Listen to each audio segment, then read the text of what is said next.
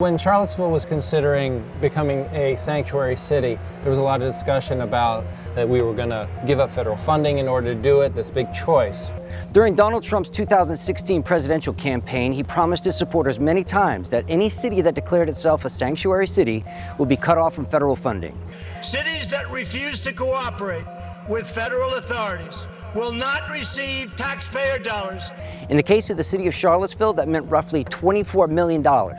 24 million sounds like a huge abstract number, but if you consider that almost 3 million of those bucks was allotted to the food assistance program alone, the shock effects to the local community would have been massive.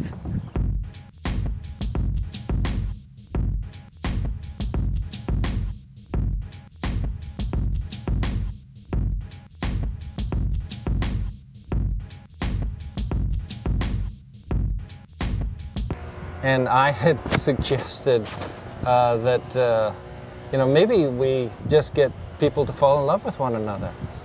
And I got kind of laughed out of the room for the suggestion, but along came this Latin dance possibility we started doing here. The Latin dance night moved over to Ix Park after its original venue, the Anti-Room, shut its doors. It was a gathering of people of all ethnicities, all ages, all gender identities, and all sexual orientations. It was an opportunity for everyone to groove together, and everyone danced with everyone in the room. Ann Weimer says there was a force in the air during those dance nights that could only be considered magical. And you know what? There was one night that I wandered over to Ix for a show or something, and once that show let out, there started to gather a group of people that looked so fantastic and so happy that I found myself peeking into the dark room with curiosity. And in that moment of, this beat and these movements, that I, as a photographer, would catch people in these almost ecstatic places. And at the end of the day, the reality was that people were interacting. Maybe they were falling in love. Who knows? But hold on a second. I love love. I'm a romantic for sure. People gathered in a sweaty party of closeness and ecstasy to me is so very groovy. But the problem still remained. How would the city of Charlottesville be able to protect undocumented immigrants in our town without losing that sweet federal cash? For immigrants who don't have the proper paperwork, the couple ways that you can get them the proper paperwork are you can employ them, and that's a very real thing. You could deny ICE coming in so they can't check their paperwork, or the other part was you could get them married. People are like, oh, that's a sacred institution. Yeah. Even if it were, what if you really authentically got people to love one another? Mm-hmm. And how do you get them? Well, get them to interact. Get them to interact in a cultural form, something like dance that puts you into a state of mind that is intimate yet respectful. There were so many things within Latin dance that, again, this cultural art form that was not from my upbringing, but to me was a part of a solution that is not something when you say, how are we going to, solve the issues of immigration, is not going to come up first on the list. Mm-hmm. It's going to take an artist to create that form and somebody else to promote that form and the other people to participate in that. And to me, that's culture. And that is, after a while, change. Yeah. And that, Brian says, is what makes art so effective when it comes to lasting social and political change. It's true. The shouting and the sign waving makes great news and does indeed spur certain types of policy change. It's also hard to deny that art is more often found hanging in the walls of sterile galleries packed with dudes in black turtlenecks rather than on the front lines of social and political tidal waves. For me, art reflects our dreams. It's a legacy of what we've always dreamed about. It's something looking forward about what we dream for. But I think artists help take those intangibles and make them somewhat tangible, whether it's in a film or a picture or a song, that allows us to take a step towards that dream.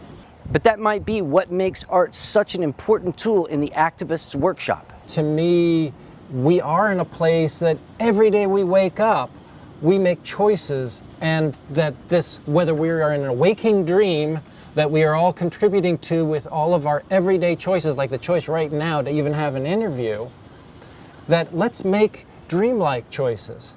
Let's make impossible choices. Let's imagine that world that we want to live in, and the people who will add the color to that are the artists. They are the ones who are going to paint the picture that we have in our head, or they have in their head, that we can say, oh, now I'm visualizing that. Art is subtle and is a cornerstone of cultural development in any society.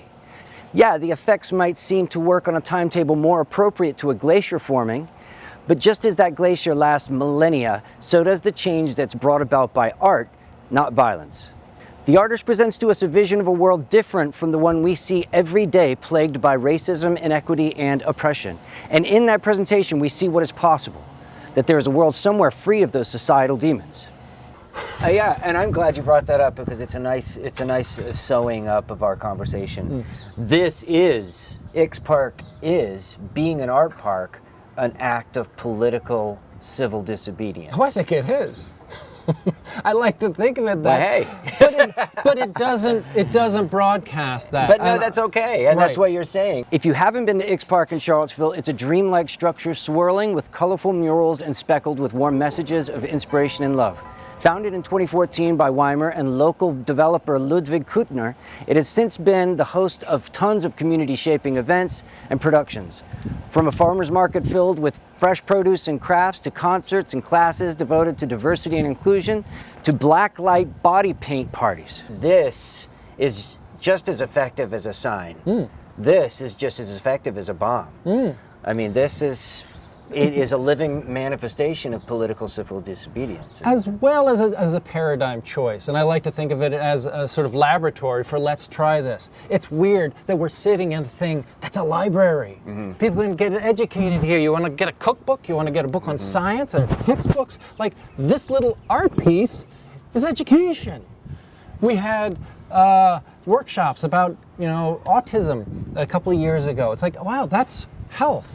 We're looking at the farmer's market, food security, and actually, that's actually probably more security for the farmers themselves than necessarily the people who are buying it.